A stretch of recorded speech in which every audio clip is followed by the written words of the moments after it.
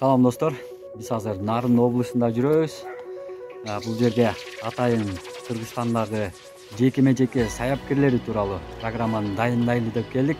Программабыз эки жактан болмокчу. Бул Жумгал районунда, анан Актала районундагы жекеменчи саяпкерлер тууралуу өздөрүнүн иштөө ыкмалары тууралуу алабыз. Тилекке каршы 3 жактан тартылмак бул программа. Бирөөсү Талас облусунда болмок. Белгилүү бир жекеменчи тууралуу сөз болуп атат. Ал жакты да баарын эле жакшы таанышмын, бирок ал жак менен байланыштуу такыр мүмкүн болбой койду. Негедир. Ошондуктан азыр Нарын облусундагы жекеменчилердин дагы иштөө ыкмаларын сурайлы. Бул жакка дагы бекер келген жокпуз. Билесиңер, эми Нарын облусунда дагы мындай өнүгүп кеткен көк көрүшү жок болсо дагы негедир жекеме аттары бул жерде стабилдүү чыгып турат да бул облуста. Ошол эле мисалы үчүн Достуктагы Көкбет, ошол эле Достукка ойноп кеткен Арча Тору, азыр Кыргызстанда номер 1 Аватар, Мурастагы Золотой, Тимохан Спартагы деген сыяктуу. Эгер Нарын ичиндеги могу 5 кашка, Лазер, 4 жылдыз, 5 жылдыз дегендерди эсептебегенде, мына ушул жогоруда санаган аттар жана башкалардагы лигаларда, жогорку лигаларда ойноп жүрүшөт. Кандайча бул облуста жекеме аттар чыгып кетип атат. Мына ошону ушул облустагы жекемечилерден сурайлы деп атабыз. Программаны түрдүрбөй көргүлө, анткени баалуу бир кеңештерди дагы кое берип алышыңар мүмкүн. Кеттик эмес, алдыда биз менен болгула Нарындагы жекеме-жекечилер. Келдиңер?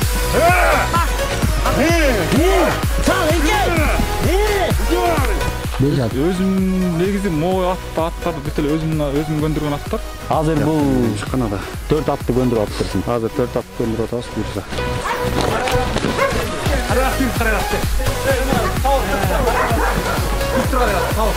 Муну атайын жазадым. Атайын. Атты үйрөткөн эме? Нагаңызды эле иштетпейсиңиз. Алады. Булакка жакындатып ал, Бөчүнү салсаңа кара карапсың, бөчүнү сал. Кара карап, бөчүнү сал.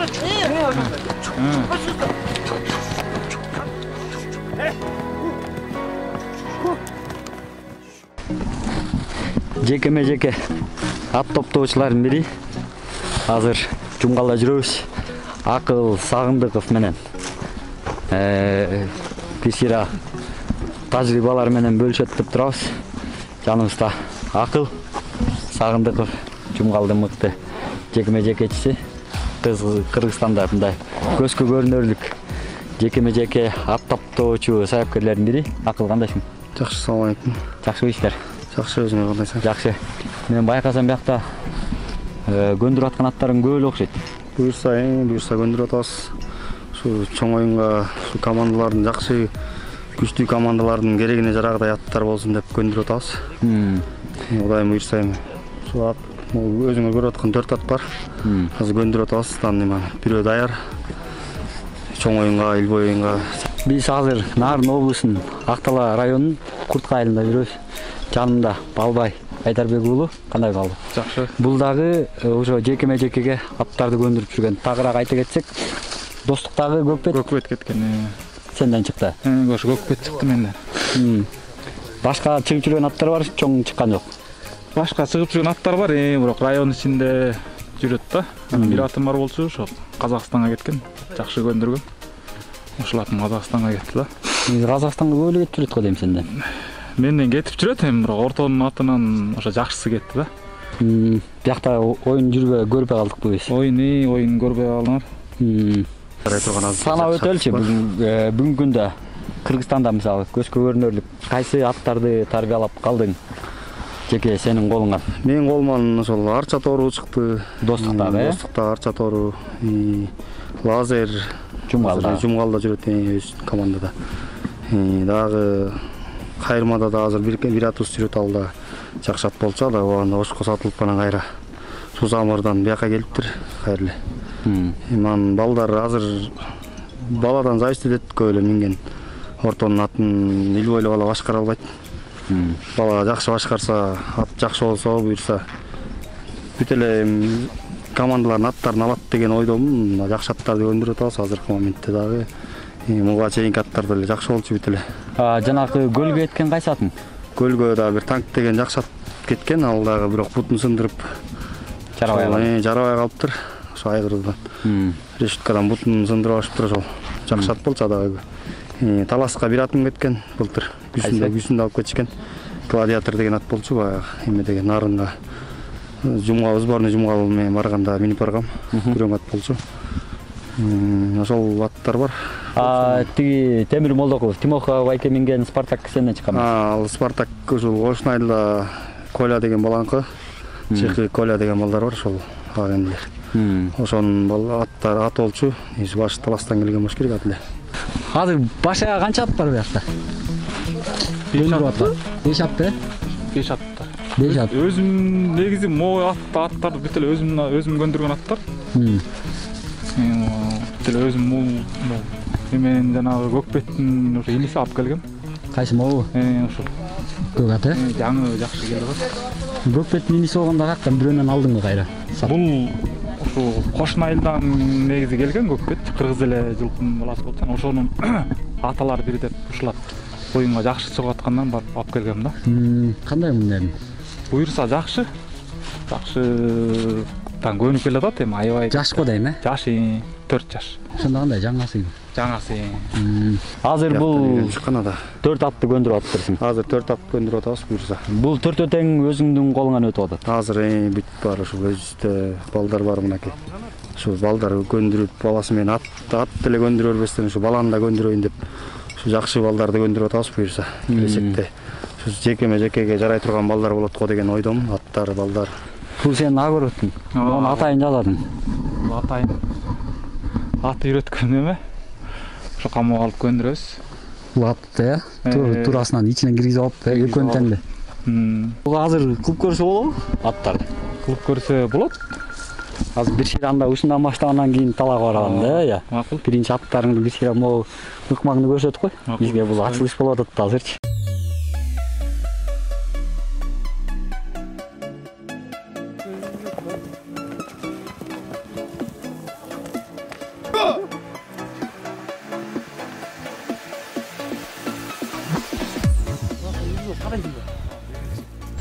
Тойкасын көндүрүп алып. Атты туруп турат,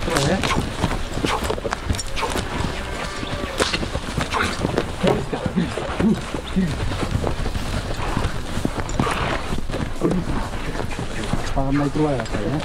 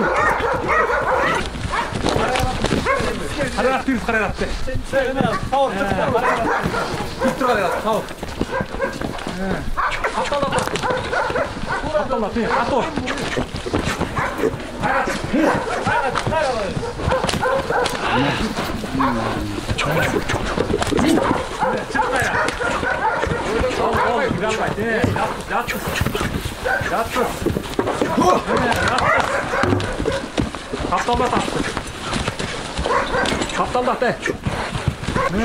Ne, derbet oldu, derbet de. Kız.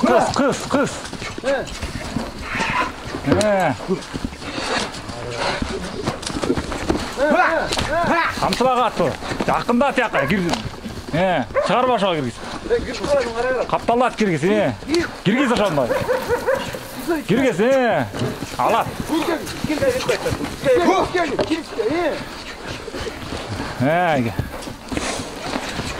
Türttür. Türttür da kalsın. Türttür Türttür. Kamçıla attı.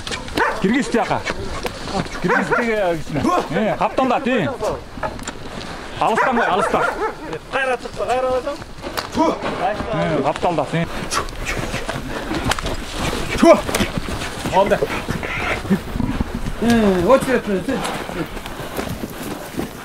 Жаңы ат келди.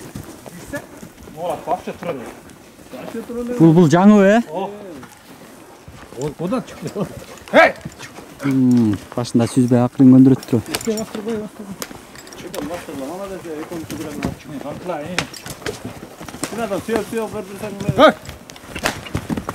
Алда, дұрыс, қапталда. Қатырақ қой, қатырақ.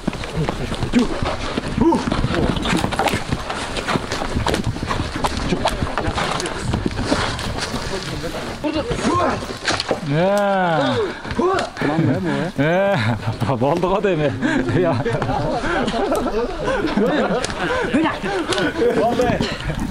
Мұнан да ол. Ona dağını oldu, götürdü, dağıttı. Belki de birinci alıp git kalıp yapacaksın başında.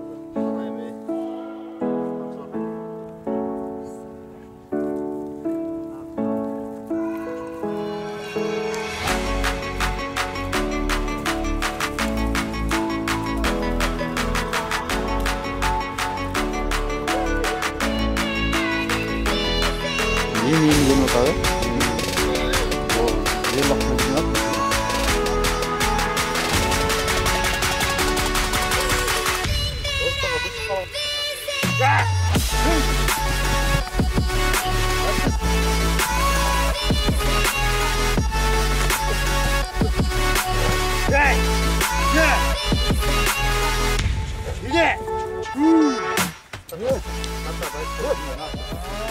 Kılır lazım.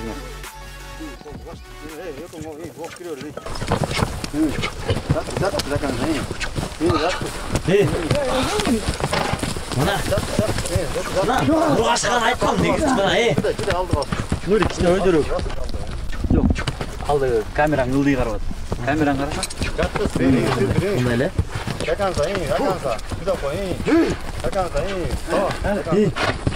Geldin in.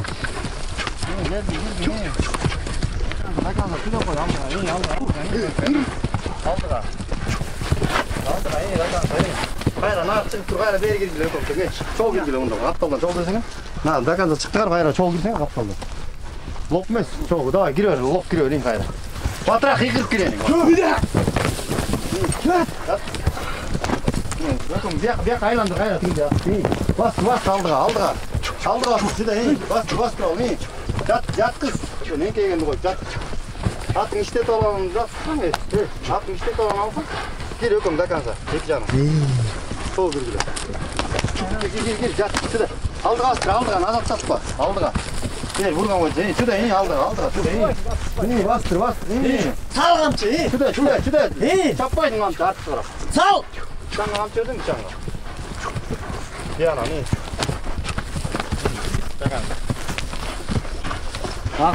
Yakın bırak. Sal. Sağ attı. Yaktız bir vur. Dakansa. Sağ öğür çıkar. Sal. Yana sal gayra. Vur. Yana yatsa bir yana sal gayra. Sağ. Giriyor. İyi batra. İyi altta. Şurada iyi. Sal. Yat. Şurada çapma. Şurada iyi. Sağ. İyi alasın. Dakansa iyi. Tiyaka. İyi dakansa. Dağ kamçı ver. Yat kız ya. Sal kamçı. Sal dağı. Dağ. İyi al. Motor tinkene ya kamçı. Batra. Okey gelecek. Okey sen git kurasın. Döküm öyle. Koğa mayke. Kulağın döküm git. Bet mangla. Al döküm git. Ya lop giriyor. Bir batra. Avatar naksakal usul kişi buna. Sal dağı. Hey.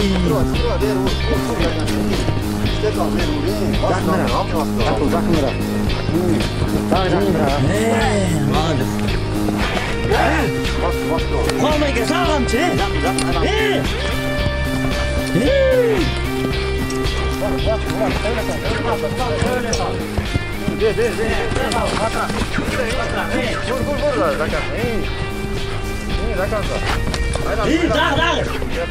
Dağ kamçı.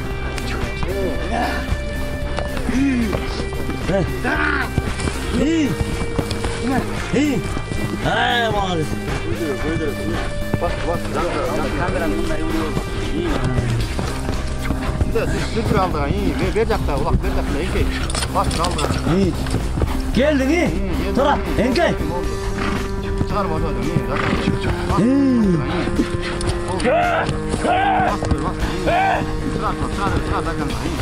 iyi. Enkey. Alıyor, ey. Alıyor, döktür. İyi Enkey mağaz. Lan Enkey iyi.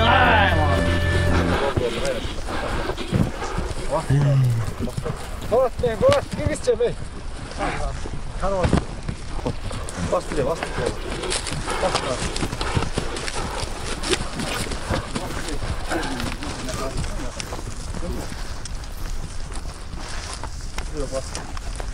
Ulat ne attı kim?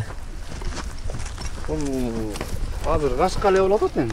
Bu kaşka o Emede Zalatoy'da attan koydu. Азыр мисалы үчүн менин байкашыма караганда баягы идиреги бар, дээринде бар аттар сыяктуу көрүнөт да. Нөлдөн баштап атты жекеме-жекеге көндүрсө болобу? Нөлдөн баштап эми аттын жөндөмүнө карап көндүрүш керек негизи. Баары бир нерсеси Баары ил бойлуу атың ошол чуркап жүргөн күлүк атың деле жекеме-жекеге кыла берсең ал эми ич керек болуп калышы мүмкүн, же буттары ич керек болуп калышы мүмкүн, ага түртүшкөнгө да күчтүүрөөк ат керек. Буту колу да калың мындай. Ошо урганга ошол түртүшкөндө ошо туруштук берген ошондой ат керек негизи. Ил бойлуу ат көнө бербейт ага. Ошо ар бир аттын ар кандай өнөрү бар. Кээ бирөөнүн ушул ортого жатканга өнөрү бар, көчүгүн тосот.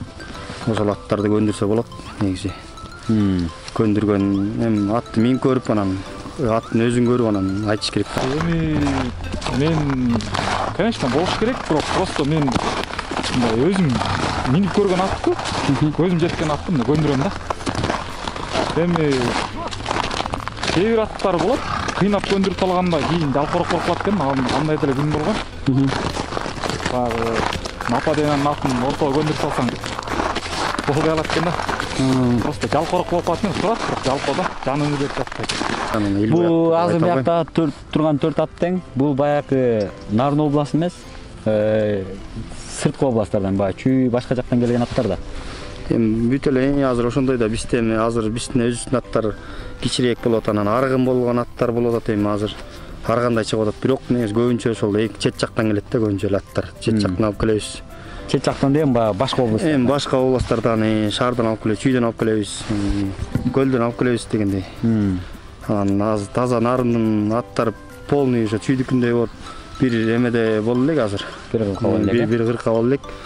Азыр биздики аргын аттар бүт эле айгырлар алмашып, ошо Чүйдөн алып келип салынып, ошо аргындашып атат азыр жылкылар. Таза кыргыз жылкын буларга дыханиясы да жетпей калат, чуркаганда дагы.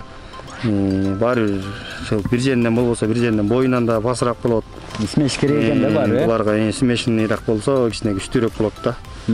Аргын аттар күчтүү болот негизи. Буту колда бекем аябай тазалар деле мына күлүккө чапкан эле болбосо мындай улакка аябай чикалар деле болбойт да негизи. Буттары бат кетет. Талага келдик. Балбай жакта аттарды алып келди, 5 атты тең.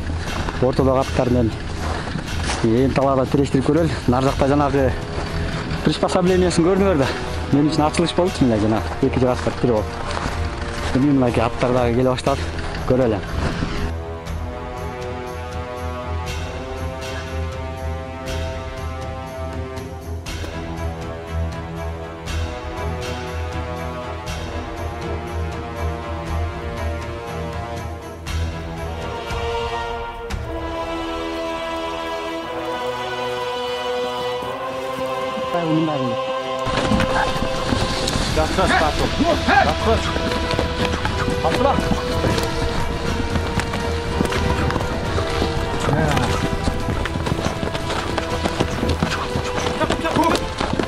Молодец. Булакка жакында тол, Булакка жакында. Жакында булакка. Сөдө камчыла, Бөчүнү салсаң кара берасың, бөчүнү сал. Кара бөчүнү сал.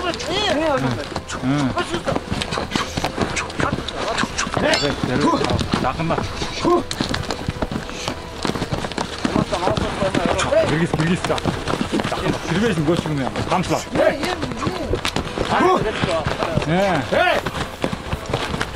Ulakka tevelet ulak.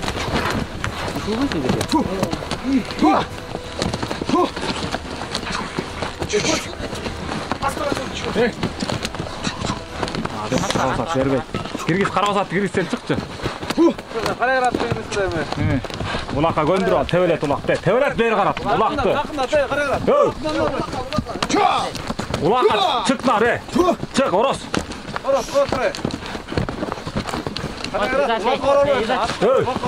Ulaktı tevelet olsan görgösün. Ulaktı beri kara, sen koyboyt al. Tevelet jakındat ulaktı.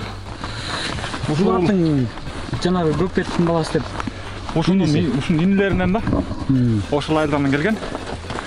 Мен ошонун тиги бунун ээси ушу жакшы досумдун аты. Көндүрүп беришти. Бир ай болду менде. Буюрса результат жакшы берип калды. Буну көндүрүп беришти берди, Көндүрүп беришти деп сат десем. Сен эле мине бер. Сенден башка ким менен эле деп алып берген. Буюрса жакшы туруп калдым. Bir ayın içinde rezultat ушул болду. Bir ayın içinde. Келгенде кандай эле? Келгенде улакка мындай тосчу деле түшүнүгү жок болчу. Кичине азыр эми көнүп коруп калды. Негизи көкпеттин атасы ким? Көкпеттин негизи атасы бир чүйдөн келиптир, энесинде кыргыз эле бар экен да. Анан ушу кыргыз эле ээн баласы экен. Сен көкпетти да көндүргөнсүң, анан кийин мындай айырмачылыгын көрүп атасың экенби же окшоштуктарбы? Көкпеттин айырмачылыгы бул биринчиден чоң, бет маңдайда жакшы болуп коет. Анан тажабайт да. Мунун оосу кичине жакшыраак да, тиги кичине катуураак болчу. Бул баралына келсе байкесинен да чыгат го дейт. Буюрса жакшы чыгат го деп ушул негизи үмүтүм ушунда негизи. Көп эле мисалы айылдыктарым бар эле. Же болбосо ушу нарындан эле келишип эле көндүрүп берчи дегендер экен да. Өзүңө деле мисалы аталып демегенге деле жетип калат койму? Мага просто көндүрүп берчи деп көп эле сунуш келет, кээ бири саткан жасап, кээ бири көндүрүп бер дейт. Анан просто өзүм аны көп эме кылбайм. Эми Убакыт жок. Убакытым кичине өзүм шаарда ортого көндүрөм, мындай шаардан деле кээ бири аталып берчи деп көп эле айылдарга аталып берем, бар ошон көбүнчө шаарда болом да. Андайлар көп эле болуп атат негизи. Келип атат байкелер бар. Ат көндүрүп бер, бир ат көндүрүп бер, эки ат көндүрүп бер, анан аларга деле айтып атам, негизи минип көрүш керек атты. Ат минип көрүп, ошол ат жакса, көндүргөнгө ылайыктуу болсо, анан ошого карап көндүрөбүз, анан көнбөгөн ат деле көндүрүп берем деп алып эметкен болбойт негизи. Анан көндүрүп бер дегендер көп эле негизи. Ушу могу азыр айтып аткан ушу Койшун айылдагы Казыбек байке ушу көндүрүп бер деп ушу торатты алып келип берген жаңы элеки. Эрке тоор деген торат, ушул жакшы могу жака келип калды го. Алып келбейсиңби? Казыбек байке, ал торатты. Мына мактап аткан атыбыз бул, Эртор деген ат. Ушул 2 айдай болуп калды көндүргөнүбүзгө. Эмеси ошо оюн алдыңкы оюндарга буюрса даярго деген ойдобуз. Бул эми чучугда мындай толгон айгыр салынып келген мурун азыр иштетилип кичине эти арыгыраак. Буюрса бул оюнга даяр да келечекте. Бул аттан да көп үмүттөнөбүз. Нагалга эле иштетпейсиң. Акыл минген аттын баары катуу жатат. Келе. Дөкү бересиң? Gel. Gel manglaydan. Gel.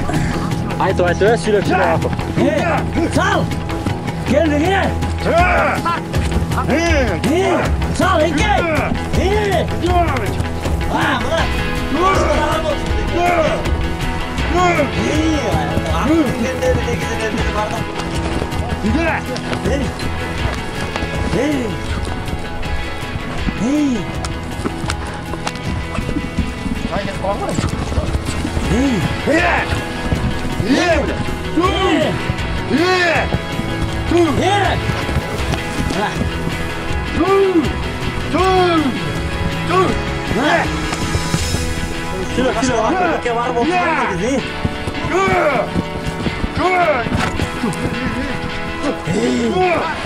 Aldın da ya.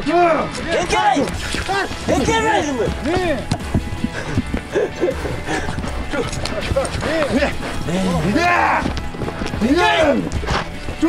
Enkemeyin. Buna. Dur kaçkar he.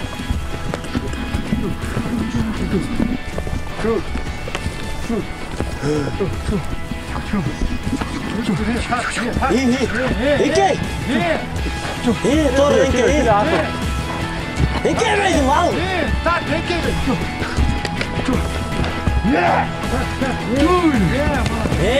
Lan. Çay getir bak.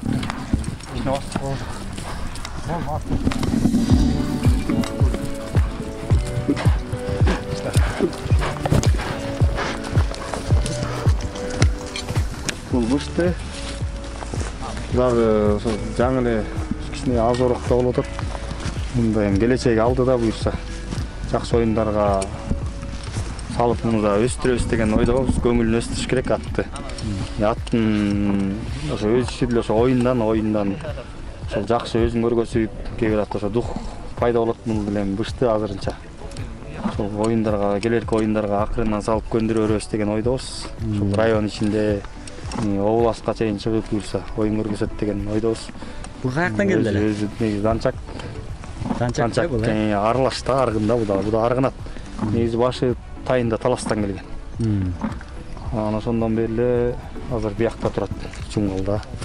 Бизде өзүбүздө турат, ошо быйыл үйрүгө да барып келген. Анан ошо айгырга салынып, азыр ошо жеке өзүнүн таланты бар ушунун. Азырынча дагы быша элек. Кунамда эле ушул жатып, ушул өзүнүн өнөрү бар.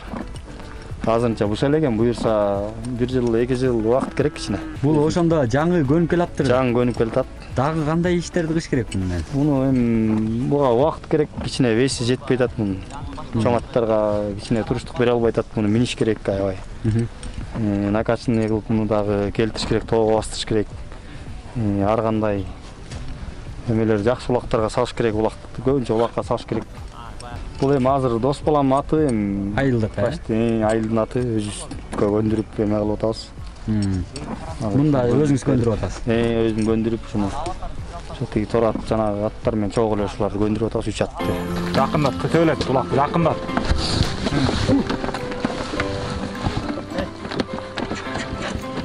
Мазы тебелет, кете бербе. Негизи могу ортодон эгерде мындай келсе, мындай санай аласың, канча болжол менен канча атты көндүрүп аласың? Көкбетке чейин да чыгып бересиң да. Көкбетке билбейм, менден көп эле ат кетет. Негизи эле ортонун аты эмес. Негизи эле мындай уркут жагат, лыйсагат негизи менден көп алып кетет да. Бир жылда бир 20-30 ат алмаштырып менен да. Анан канча ат кеткен өзүм деле унутуп калдым. Эмеге ат башта бир оюн болуп барсам, бир карагер ат ортого жатып атыптыр. Өзүм сатканын билбей калыптырмын ошонучу. Анан тиги жолуксам байке сенден албадым деле дейт. Эстедиң анан. Анан эстедим, ушундай случай болот экен да.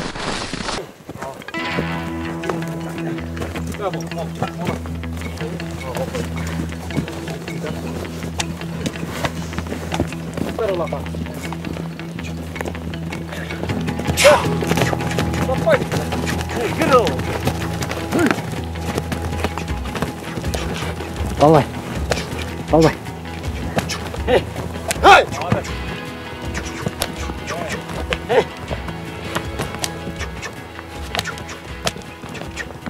Atı en göndürgüçler. Bir tane artaya kaldı orası.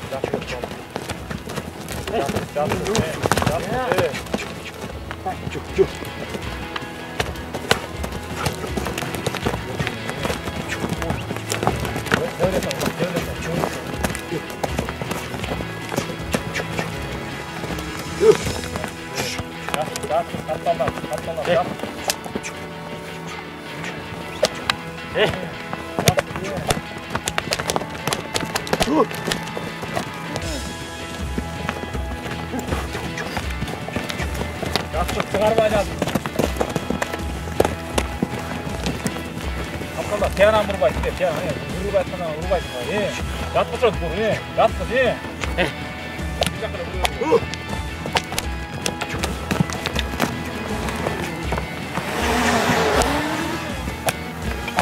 Bu toratın mulla kırgıza tokşayt, ha? Негизи аттың көндірген аты ушулат негизи. Бұл эме турбайбы, э? Сен мындай жатканда красың турбайбы? Жашы боюнча дагы. Жашы деле келип калды, жакшы эле жашап калды да. Анан өзүм муну сатып ийгем ат башыга. Бир оюнга барып, оюндан Кочкордун 4 жылдызды лазерди алганда ошо ат башылыктар алып качкан. Кайра 1 жылдан өзүм кайрап келдим.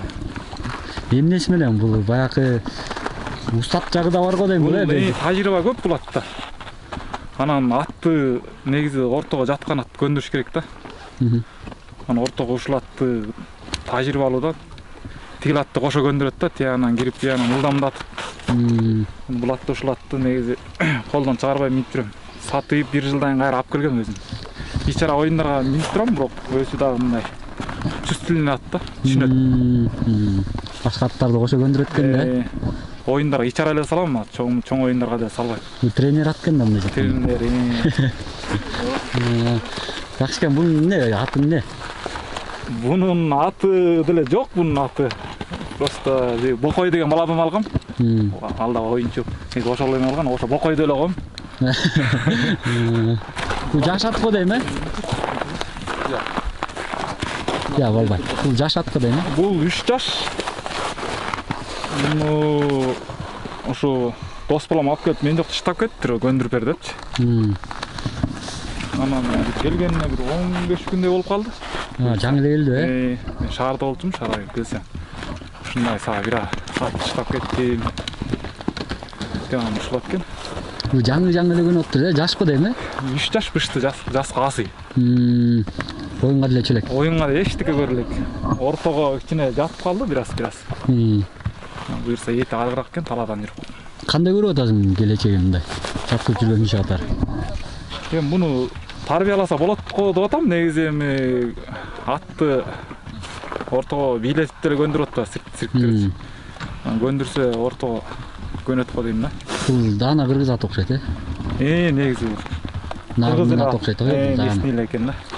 Негизи кыргыз аттар ортого бир көнүп алса кайтпайт дейт, э? Кыргыз аттын көндүрүп алсаң, кыргыз ат тажал да, чарчабайт. Кээ бирөө мындай жатса шайытына жатпай коюп, кыргыз атты до конца да, чарчабайт. Ортого негизи ортого атты алып атканда мен жоон аттарды жактырам да, кабыл тең. Анан бет маңдай жакшы турса, коркпойт. Калган өзүм үйрөтө алам дейм да, негизи. Ат келди да, мисалычы. Нөлдөн баштап эле. Ортого билбейт. Сен айтканда урганды билет. Жоон болсо жоондоп кол. Нөлдөн баштап эле турат. Келди байланып. Эмнеден баштайсың биринчи кадам? Биринчиден алып келип атты биринчи эме кылам. Мындай улакты тегеретип үйрөтөм, андан кийин жанагы камал урдуруп, стойка тургузсам биринчи. Экинчисин. Андан кийин ушунча акырын салып тастайм. Атты көп нагрузка бербей. Ошентип улакка айналып баштайм. Күн алып бош кезде куча казанга келип токтотуп, ортого тургузуп. Буга до конца түшүш керек да. Эң эффективдүүсү эле атка эле салыш керек экен да. Атты негизи атка эле салыш керек экен, негизи мен дагы. Ушундай да айтат элем башка көндүргөн саяпкерлерге дагы. Анан ошо дуалга салган атын баягы тоспой атса, эгерде биягынан тоспой атса, ошоанан урдуруп, тиягын тостуруп дуалга салсаң болот да. Негизи ошондо биягын тосуп калат. Мисалы биягынан жакшы тосуп, биягынан жакшы тоспой атса, биягына дуалды коюп туруп, биягынан катуураак урдуруш керек да. Ошондо бул ат тиги баягы дуалга барбайын деп жанын салып биягынан тосуп калат. Капталмачы. Ал вариант деле ошондой көндүрсө болот, эгерде жатпай, тоспой аткан ат болсо. Эң основной негизи эмеге эле көнүп атат булар, улакка эле. Дегенде лок эле батыраак эле. Эмени карама. Батыраак десең батыраак. Жалпанбай батыраак десең бар. Өтүп кеткенде батыраак дейчи. Кайсы? Муну аты Шрам. Шрам менен айтыр. Алдыра. Састыр.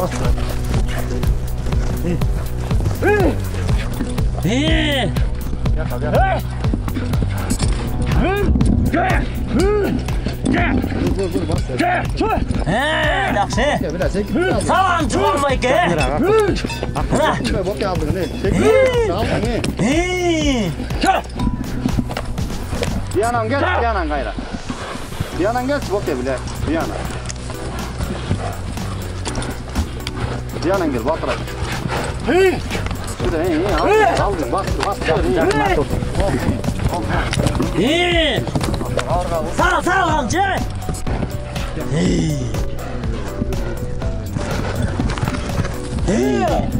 Gel ara.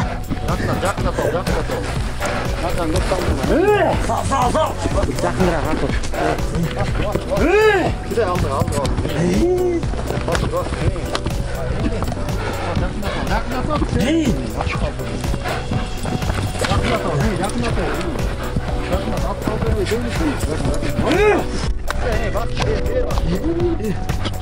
Geldi.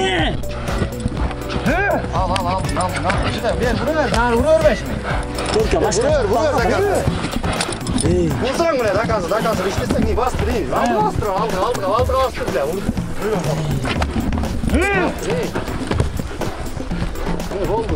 Dur bak. Yakında renke. Yakında renke sen gel. Yakında renke. Renke. Bastır nara bastır. Hatta öyle çaptıkança aldığa bastır. Na trener. Bastır yakınlar abi. Renke yazın hemen alıyor. Yakında. Al.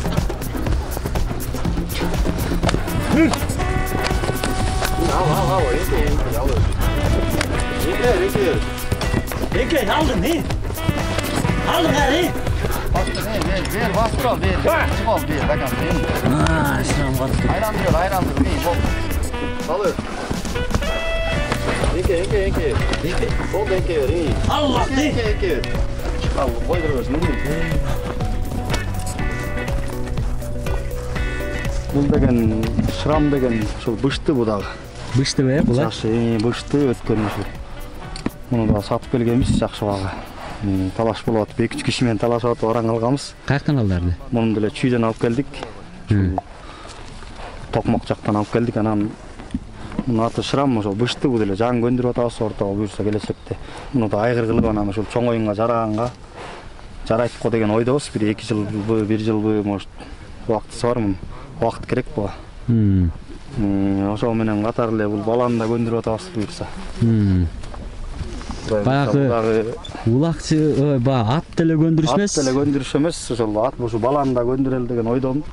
Ушу бала дагы ушу келечекте бир дагы жакшы команданы алдыга сүйрөгөн ошо жекеме-жекенин баласы болот деген ойдомун мен да. Баланын бою дагы өзү дагы келген бала.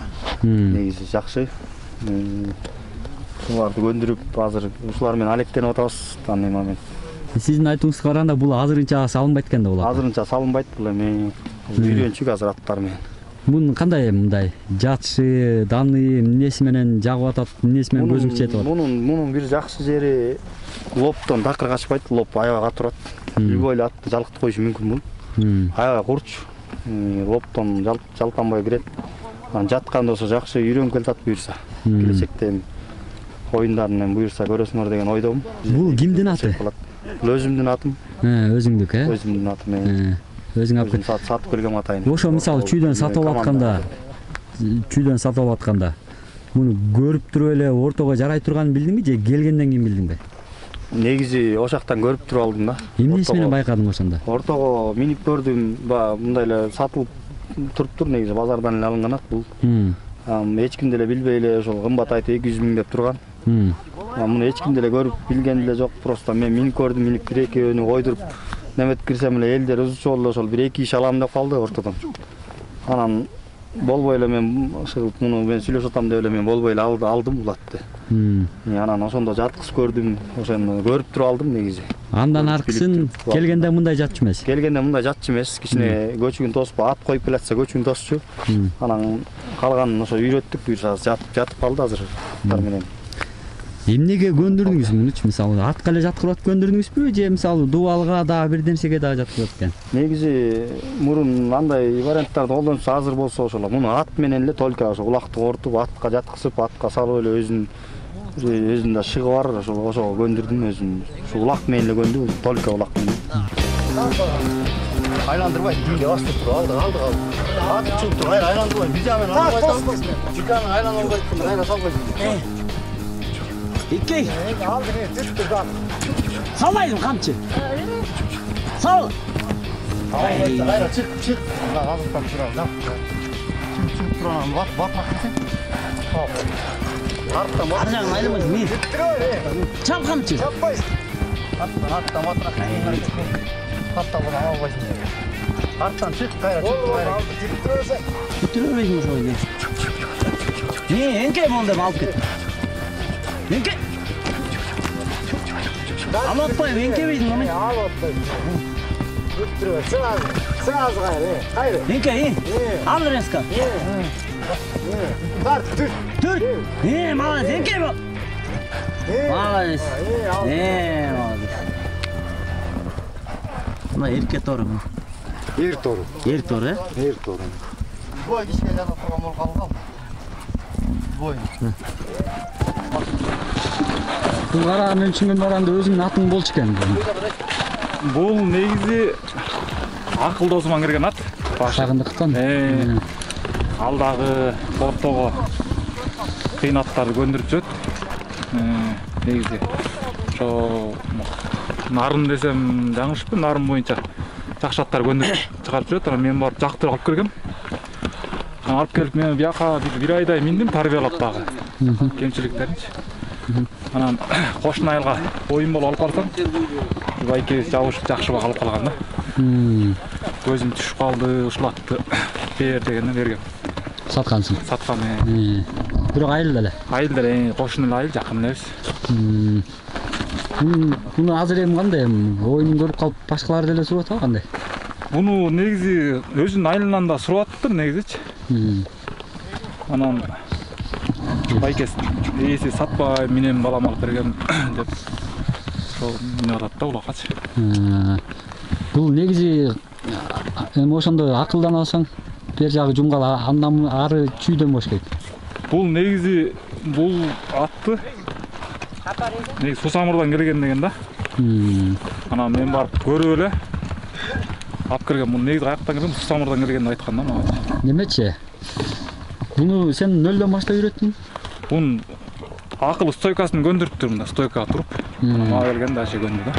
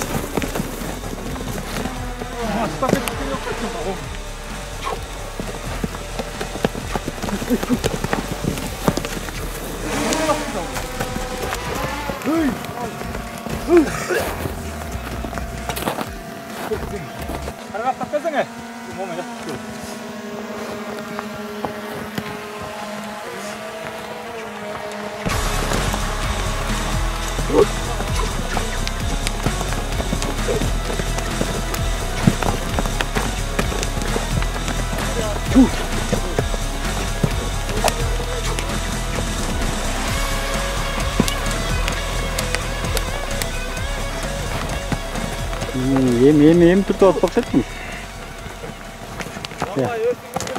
Ошо балбай өзүм иш керек экен да.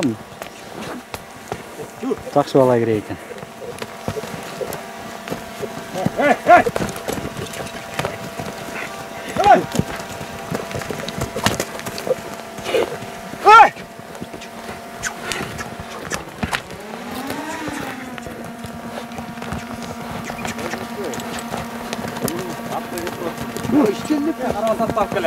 Алып қойды қарасат.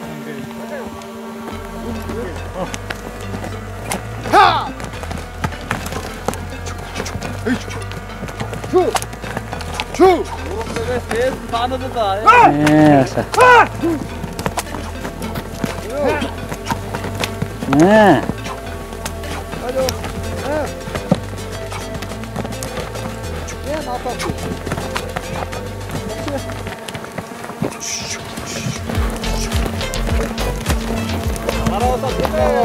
Ошо.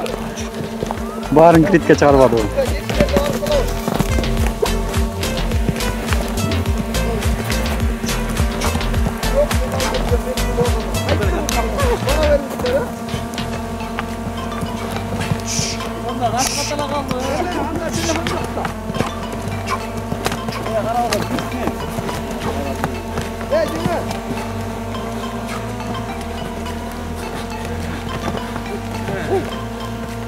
Baba işte.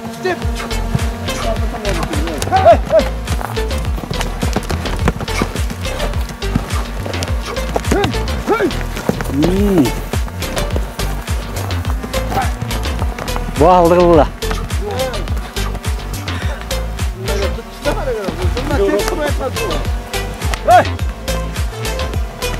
Kamçı vallahi kamçı. Karadeniz'in ötün al koş.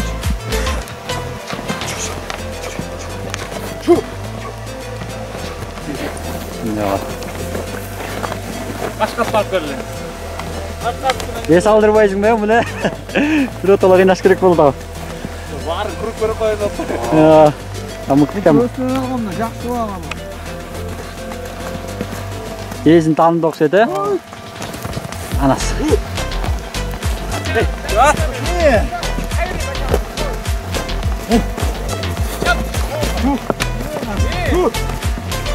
Мен патпай.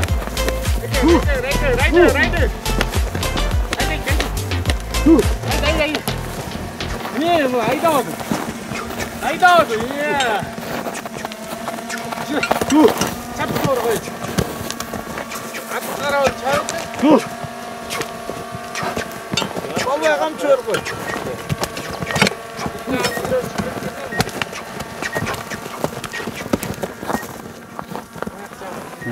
Мықты. Болду го дейм. Болду. Азыр ошо көптөн бери ортого жатып эле окшойт. Айгырда жүрүп жаңы кармалды да. Майге ушундай келмей эле деп кайсам алып келип берди. Муну алып дагы көндүрүшүң керек окшойт. Эме мындай унутуп бараткан окшойт. Унутуп барат, бирок негизи жакшы, негизи буну көндүрсө жакшат да, күчтөт. Бир эки эле жери ысылабы ошону көндүрүп алса эле күчтөт деп эсептейм да. Жашы канча экен? Жашы 4 асый. 4 асый. Самый рас экен да, оюнда. Могу ортодогу аттардын түйшүгү эмне болуп атат? Эми ортодогу аттардын бир эле жакшы секрети бар негизи. Аны мындай ортодо постоянно минген, мисалы, могу таластын аттарын кандай тренировка кылдырат билбейм, бирок ортонун аттарын как положено тренировка кылдырып туруш керек. Тоо бастырыш керек буларды деле. Бутугол бекитиш керек. Эми күлүк аттар деле ошондой кылат негизи. Анан бирок буларга өзгөчөрөөк керек. Жана тренировка кылгандай эле буларга да тренировканы бердириш керек, ошондо жакшы болот. Анан тренировкасы жок булат жатып берип деле баягы өзүнүн жөндөмү болуп жатса да ошо күчү келбей калышы мүмкүн, бир жеринен болбосо бир жеринен. Ошонун күчү менен эме келсе, ошондо тренировкасы келсе, ошондо ат күчтүү болуп чыгат го деген ойдомун негизи. Суу кечирип келсеңер алдылар. Суу кечирип койсоңор.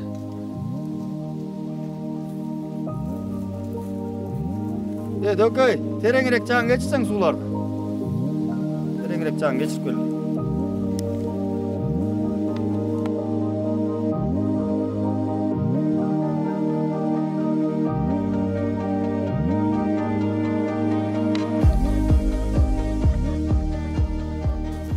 жерлак сыяктуу кылалы, мыйын эле сытамай укайра.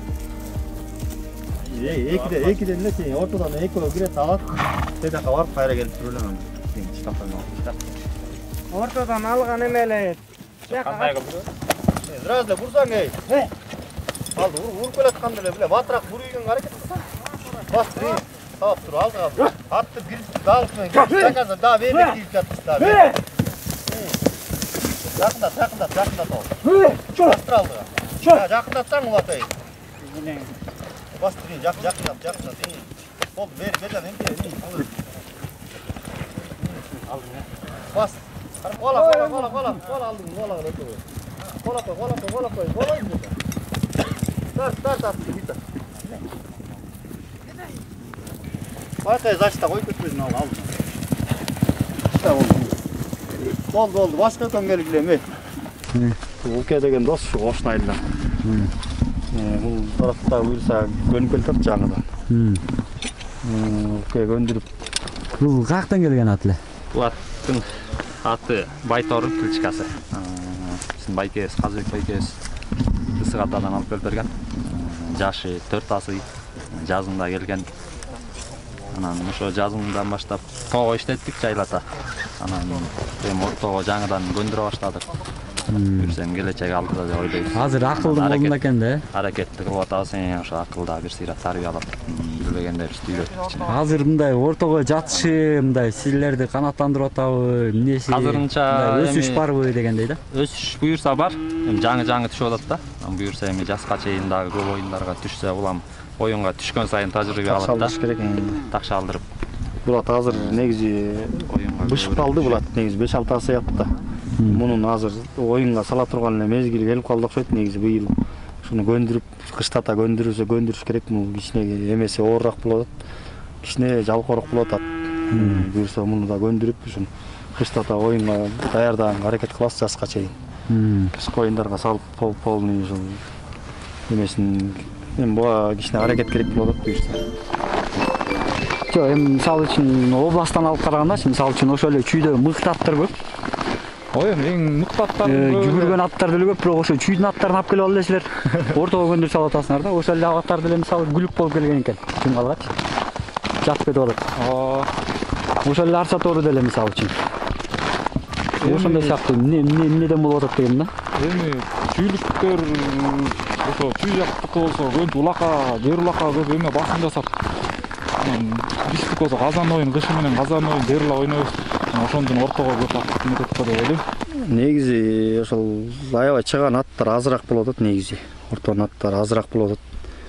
Анан ошол бизде да азыр ошол оюндарда эле оюн болбосо азыр көбүнчө мисалы чүйдө деле жер улак болуп калды. Бизде деле ошого буйрса ошондой өтүп атат. Анан дагы ошо казан улак көп болсо эле ошол жерде жер улак эме ортонун аттары да көбөйөт деген ойдомун. Негизи казан постоянно казанда ойношсо баары бир аутка чыгып кетет. Анан орто болот, ошого баары ат көндүрөт. Ар бир командада мисалы Жумгалда ар бир айылда бир 2ден ат бар.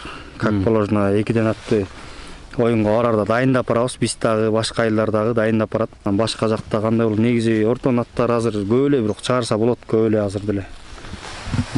Таптаган саяпкерлер деле чыгат. Эми буюрса келечекте чыгат да көп эле. Өзүм кичинекей чакта эле негизи ортого атты ошо кичинекей чакта эле эме болчумун.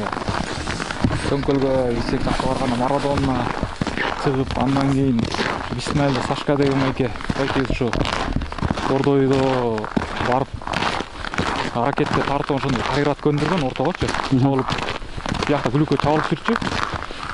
Анан чаап ушу байкем чыгат жүрчү ошол атты.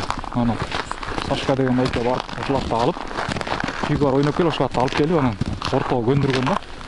Анда болсо ошо деген 6-7ден окуп жүргөн кезде эле ошол жакта чоң оюн болуп ошондо ортого тургусуп эле секип турган да.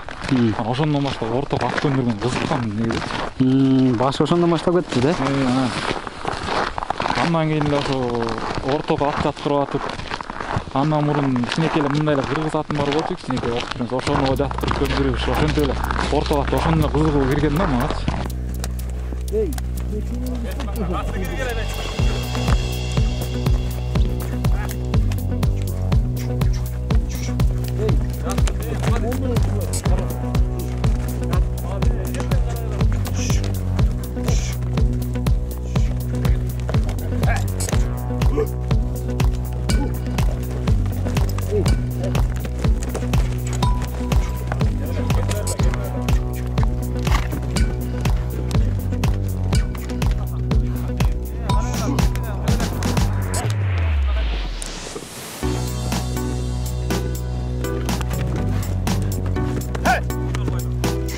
Бул кимдин аты?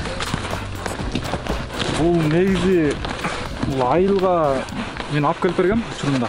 Жана Крастын ээси Нурбек деген байкеден алып келгем асыл башта. Анан ортого деле турчу эмеспиз.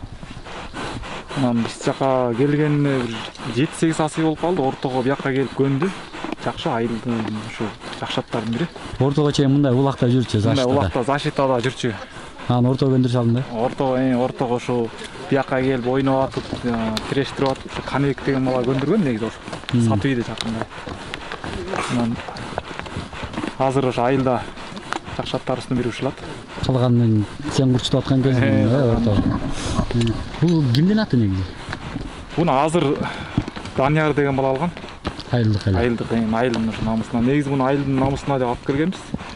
Анан бир бала бергенбиз, ал бала ошо кайра сатам деп Данияр деген бала алды. Жакшы. Сен ошо көндүрүп аткан аттарды мен орто эле эмес, негизи эле Казакстанга бир линияны таап алган дейт. Ошол жакка көп аттарым чыгып кетти деп. Ал Казакстанда туугандар менен негизи мен жакшымын. Алар менен 2-3 жылдан бери менден ортого эмес, мындай деле аттарды алып кетти. Алар көбүнчө жанагы ошо додо жана улак ойношот экен, анан казак балдарым бар ошолор. Менден ургучат, жүрөк тат. Мен айтам ушулар жакшат экен деп. Ишенче калышат. Ушу бир 10-15 ат алып кетти го дейм. Казакстанга ошондой кирди да. Азыр ортого бир ат дайындап бер деп атышат. Сен ойлонуп атасың. Просто жаккан атың болсо алып кел, бияктан конок болуп. Короче, ал сен айткан бааңа алам деп ошентип атат да. Ал деле өзү негизи улак деле тартпайт экен, бирок мындай кызыгат экен, аттарга кармайт. Баягы биринчи жолу ортого салды, оюнга түштү. Ортого жатпай атса, көнбөй атса, андан үмүттү үзбөш керек экен да. Көбүрөөк иштетиш керек. Көбүрөөк иштетиш керек. Убакыт бөлүш керек ал атка. Ал атты дагы ошол көңүлүн өстүрүп, ошол ал жеткен атка салыш керек. Мындай слабыйраак аттарга салып эметсең ал аттын көңүлү өсөт.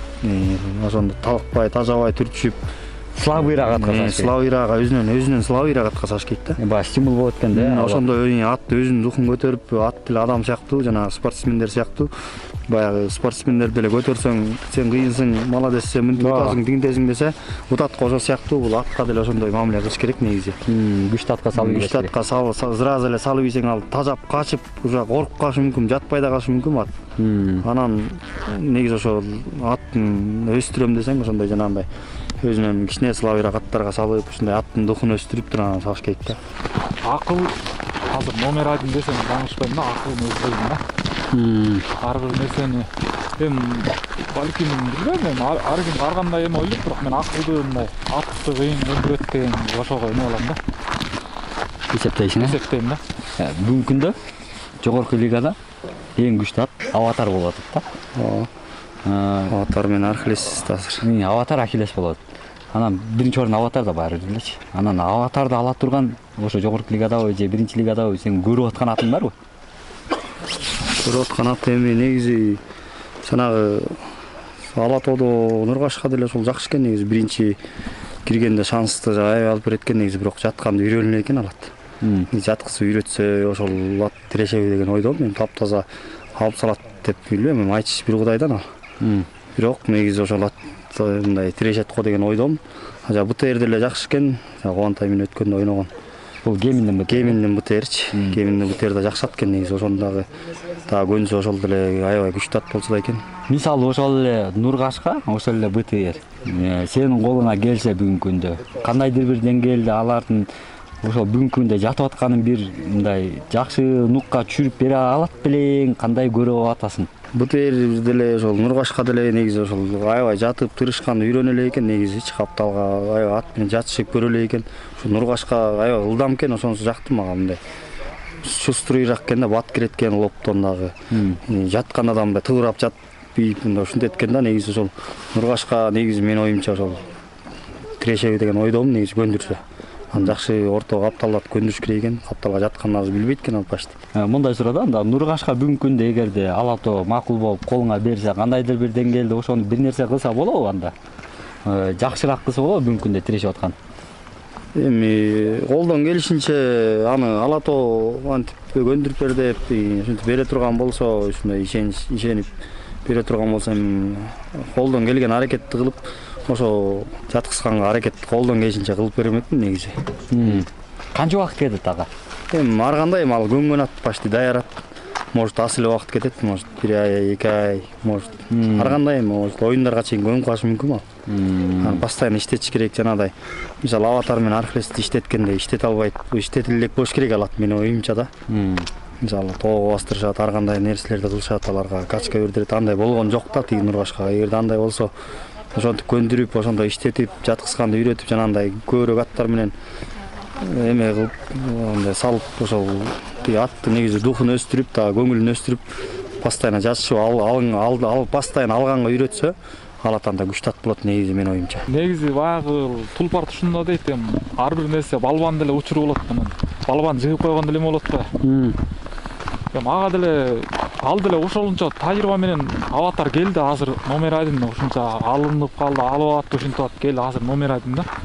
Аватарга мен ойлойм бир 2 жыл аватар бербейт го депчи. Дагы Аватардын азыр духу көтөрүлүп алды да.